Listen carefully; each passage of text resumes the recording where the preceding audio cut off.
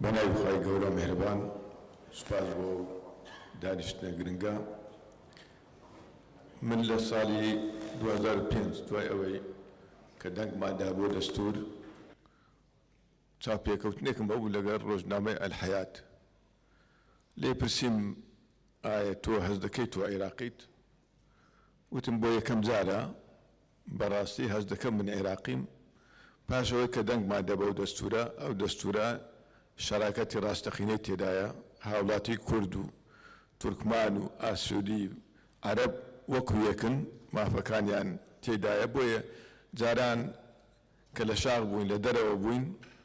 بە پەسەپۆرت عێراقی بوون، بە جنسی عێراقی بوون، بەڵام هەستمان ئەوە بوو کە ئێمە لەو وڵاتەدا بەشمان خوراوە، حەقمان نییە، بەڵام ئایندەشمان بەندە بەوەی ئەم دەستورە چەندی دیزاین پێ دەکەین. بەڕاستی عێراق دوای 2003 تەنیا دەستورەکەی باسی هاوسانی دەکاتن، باسی شەراکەتی ڕاستەقینە دەکاتن، باسی مافی مرۆڤ دەکا، باسی دیموکراتیت دەکا، باسی خزمەتگوزاری خەڵک دەکا، بەڵام لە ڕاستیدا خۆشمانی استثنا ناکەم. کوردستانیش بەشێکە لەو فەرهەنگە خراپەی کە لەو 100 ساڵەی ڕابردوودا عێراقی داگرتووە. لە هەمان کاریشدا ناکرێتن بە تەنیا باسی عێراق بکەین، هەموو ناوچەکە ڕوبەڕووی گرژی بوونەتەوە. دوای ڕوخانی یەکێتی سۆڤیەت، فەشەلی ئەو بیرباوەڕە، دوای فەشەلی هێنانی بیری نەتەوایەتی قەومیە عەرەبی، فەراغەکی گەورە دروست بوو لە وڵاتانی عەرەبی و ڕۆژهەڵاتی ناوەڕاستدا. ئەم فەراغە نەمانتوانی پڕیکەینەوە بە دیموکراتیەت، نەشمانتوانی پڕیکەینەوە بە مافی مرۆڤ، پڕکرایەوە بە فەرهەنگی سەدان ساڵی یەک لە دوای یەک لە مەشاکل و پێکدادان و شەڕ و شەڕی ناوخۆ، شەڕی تایفی، شەڕی دەوڵەتی سەفەوی عوسمانی، شەڕی عەرەب و کورد، بەداخەوە کە لەم عەرەب و کورد ئەو سیمایە وەرگرتووە. ئەو عێراقە ئاسۆیەکی هەبوو نەهاتە پێش، لەبەر ئەوەی ئەو خەڵکەی کە بوونە مەسوول لە عێراقدا، مەجلیسی وزەرا، سەرۆک کۆمار، هەرێم، هەر هەمومان وەکو بڵێن پابەند بووین بمانەوێت یان نەمانەوێتن بەو فەرهەنگە کۆنە، بەو مێژووە پڕخوێناویە. هەوڵمان زۆردا، بەڵێ ئێستاش هەوڵمان زۆرتر دێن، بەڵام دائیمان زاڵ بوو، کۆس بوو لە بەردەممان نەمانتوانی. بۆ نمونە تەوان زۆرش هەیە. ئەگەر بڕۆینەوە پێشی چەند ساڵێک گرژەیەک دروست بوو لە نێوان هەرێم و بەغدادە. دوای ئەوە چەندین جار مەشاکلمان هەبوو لەگەڵیانە بە حیوار، بە وجودی جەنابی مام جەلال خوا لێی خۆش بیتن لە بەغدا، کە هەموو جار کە گرژی دەبوو کۆی دەکردینەوە، عەرەب، کورد، تورکمان هەموو پێکەوە کێشەکانی چارەسەر دەکردو. بەڵام لە زەمانی ویشدا دواتر پاشی ویش زیاتری کرد. ئاماژە بە یەک دووشت دەدەم. یەک کە کێشەی ئاڵا دروست بوو لە کەرکووک. وەختی کێشەی ئاڵا دروست بوو لە بەغدا ڕەتفعلەکەی زۆر قورس بوو. من ناڵێم چەند ڕاست بوو ئەو بڕیارەیان ڕاست نەبوو، بەڵام لێرە ئێمە کۆبنەمان کرد یەکێتی پارتی بە حوزوری جەنابی کاک مەسعود، بڕیارمان داکا کە ئێمە لەگە بەغدا دیالۆگێک بکەین، ڕەنگە سوفامێک هەبێتن لەو مۆزوعەدا. وەختێک تەشویق کرا، بەندە لەگە کاک فازل میرانی، کاک دکتۆر فواد حوسێنیش وەکو نوێنەری کاک مەسعود لەگەڵمان هات، چووینە بەغدا. نەزم دی ئەو فعالیاتانەی هەموومان دیت، کاک ئایاد لێرەیە، دکتۆر ئایاد ئەویشمان دیت لەو هینا. بەڵام لە دانیشتنمان لەگەڵ سەرۆک وەزیران ئابادی باسی ئەوەمان کرد و زمنی ئەوەشە باسی بڕینی بودجەمان کرد. هەرێمی کوردستان کە حکوومەتی پێشی خۆی، حکوومەتی مالیکی بودجەی بڕی بوو، ئەگەر بێت و تەسەوری ئەوەی بکەین کە هەندێک حەقیان هەبێتن لە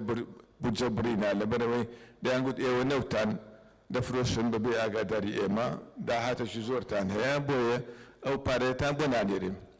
بەڵام لەگەر ئەو بڕیارەیان نرخی نەوت دابەزی یەکجار زۆر. واتە لە پێش ساڵیانە کە ئەو قسایە تەبعاً لەگەڵ سەرۆک وەزیران کردمان لە پێش چاویانە کە نرخی نەوت لە 110-120 دۆلار بوو بە 40 دۆلار هەرێمیش بێزگە لەوەشە کە لە ئەو شەریکاتانەی کە ئیلتزاماتی هەیە داهاتی هەرێم زۆر دابەزی ناچار فەرمانبەرانی هەرێم ینی کە دەکاتە هەموو خەڵکی کوردستان چۆکم هیچ مالێک نییە فەرمانبەرێکی نەبێت دوو فەرمانبەری نەبێتن داهاتیان دابەزی ژیانی خەڵک کەوتە خەتەرەوە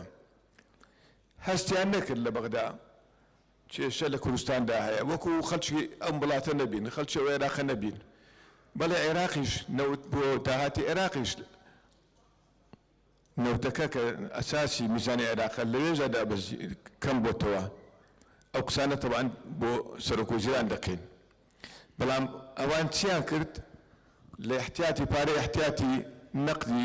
هینەوە پارەیان سەحب دەکرد موچەی فەرمانبەرانی عێراقیانەدا ئێمە شەرورا چاومە تەماشامان دەکرد بێبەشین دیسان پرسیارمان کرد لە جەنابی سەرۆک وەزیران کوتمان ئێوە جگە لەو پارەیە کە لە بانقی مرکزی احتیاط دەری دێنن کە لە مستەقبل ئەوەش ئەو پارەیە کۆکراوەتەوە سەتا حەفدەکە ئێمە شتێدایە کە بەشی کوردستانە قەرزیش لە سندوقی نەقدی دووەری دەکەن ئەو قەرزێک کە دەیکەن لە ئایندەرە دەیدەنەوە پاشە ئەو قەرزێک کە دەیکەن لە ئایندە دەیدەنەوە دیسان لە حسەی ئێمە دەبێتن هەردوو چیان حسەی ئێمە تەدایە بۆچی حسێبەکتان بۆ هەرێمی کوردستان و خەڵکی کوردستان نەکردووە واتە هەست نەکردن بە یەکتر هەست نەکردن بە معاناتی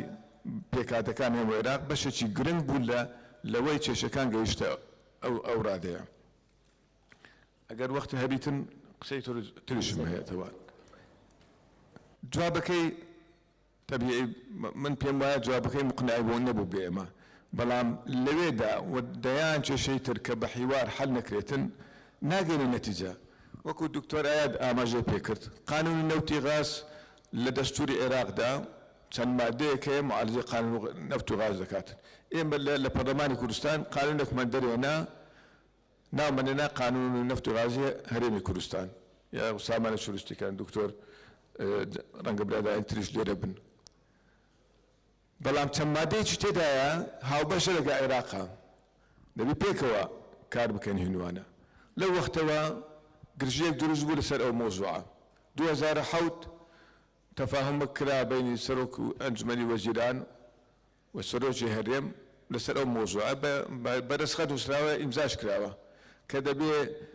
قانون نەوت و غازی عێراق دەربچێتن تا ئەو کاتەی قانون نەوت و عێراق دەرەچێتن هەرێم بۆی هەیە قانونەکەی خۆ جێبەجێ بکاتن تا ئەم لەحزەیەش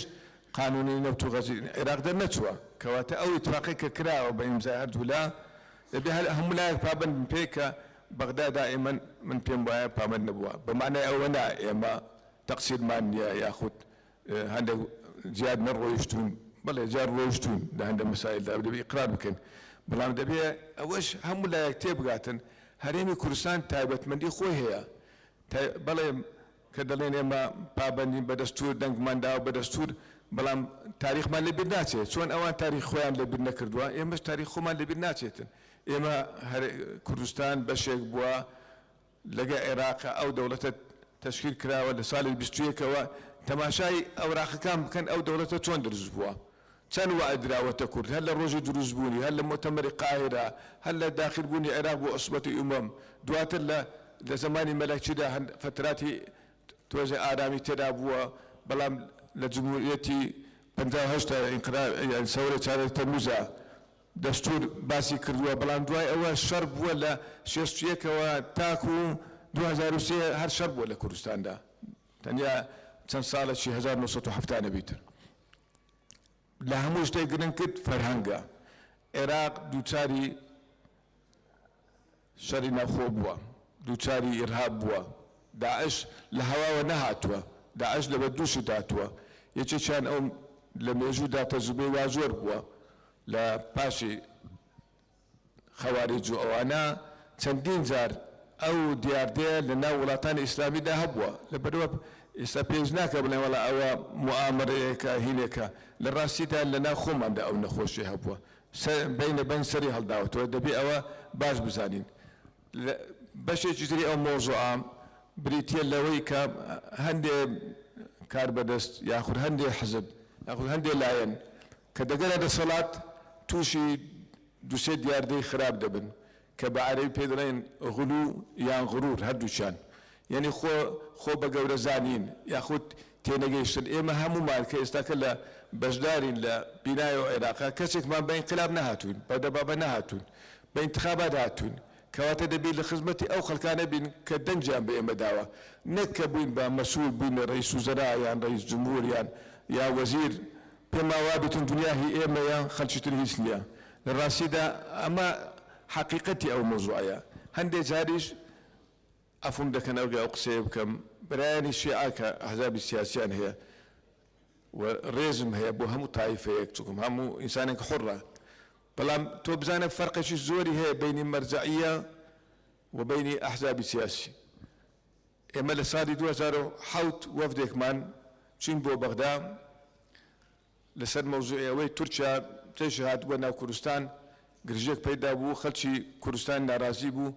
بۆ ئەوەی دەنگێکی عێراقی یەکگرتومان هەبیتن بۆ تەعامل لەگەر ئەو مۆزوعە ئەو وەختی گرژی هەبوو لە هینەکاندا هەموو فعالیاتمان بینی دواتر اقتراح کرا سەردانی سەماحەتی سیستانی بدەین ڕۆیشتن وەفدەکەمان وەفدی پەرلەمانی بوو هەموو پێکاتەکان تێدا بوو کاک فازڵ میرانیش وەکو سکرتێری پارتیمان لەگەڵ بوو لەوێن دەر خالد عەتیە و هەمام حەموودی عارف تەیفور و بزانم ئەگەر غەڵەت نەکەم پێکەوە چوون سەماحەت سیستانی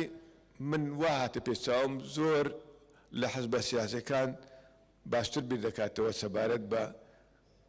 حەقی پێکاتەکان لە عێراقدا پاشەوەی قسەمان زۆر کرد و ڕووی کردە ئەو برایانەی کە شیعە بوون وتی ملت لێتان ڕازی نییە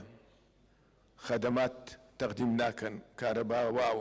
خەڵک ئەگەر وا بێتنەوە خەڵک لێتان ناڕازی بیتن دەنگتان نادەنێ وریای خۆتان بن دوایێ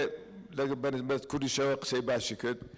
پاشان وتی من شتێک داواتان لە حکوومەت دەکەم برایانی سوننەی عەرەب لەبیر مەکەن پێکهاتەیەکی گرنگی عێراقن ئەو قسەیەکەمەوانی کە لەگەڵم بوو لە وەفدەکە هەموو شایدن ئەبێ دڵنیابن لەوەی کە ئەو عێراقی هەمووانە ئەبێ دڵنیابن بۆ ئەوەی ئیرهاب و تێرۆریستان سوود وەرنەگرن لەو هینەکە تعاملەی ئەگەر تعاملەکەتان خراپ بیتن باشە بۆچی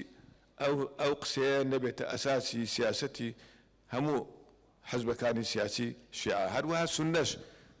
ئەبێت دەبێت هەمومان هەوڵ بدەن ڕێگانەی دەن ئیرهاب جارێکی تر کە ئێستاکە خۆشبەختانە داعش دەوڵەتەکەی ناو چووە لە سووریادا زەرباتی زۆر لێ دەدەن من متەفائیل نیم وەکو ئوستاز فەیاز وتی بەو دەرەجەیە بەڵام دەبی متەفائیل بین بەوەش دەبی متەفائیل بین کە خەباتی ملەتان هەر دەبێت سەرکەوێتن ئیرهابیش نهایەتی هەر دەبێت بێتن بەڵام دەبێت بە هاوکاری هەموو لایەنە سیاسەکان بیتن دەبێت بە فکری بیتن وەکو ئوستاد ئایاد ئەلای باسی کرد بە فکری بی بە سەقافەتی بی بە ئابووری بیتن بە هەموو شتێکەوە ئەبێ هەوڵ بدەین بۆ لە ناوبردنی ئیرهاب و تیرۆریستان و دەبێ هەمومان پێکەوە ئەو عێراقە ئەگەر دەمانەوێت بە موحەدی بمینێتن ئیلتزام بە دەستوورەکە بکەین لە یەکتر تێبگەین و ڕێز بگرین یەک سیاسەتیشمان هەبیتن نەک چەندین نەو سیاست تعامل لەگەڵ تورکیا دەوڵەتی عێراق هەمووی و بە کوردستانیشەوە یەک سیاستمان هەبیتن پێکەوە قسە لەگە تورکیا بکەین پێکەوە قسە لەگە ئێران بکەین نەک لەگەڵ هەموو وڵاتانی دنیاشە ئەمریکا خۆمان ئەو دەستورە ئەساسمان بیتن بۆ ئەوەی بتوانین ئەو عێراقە دروست بکەین و بەردەوام بین لە دیموکراتیەت و سوپاس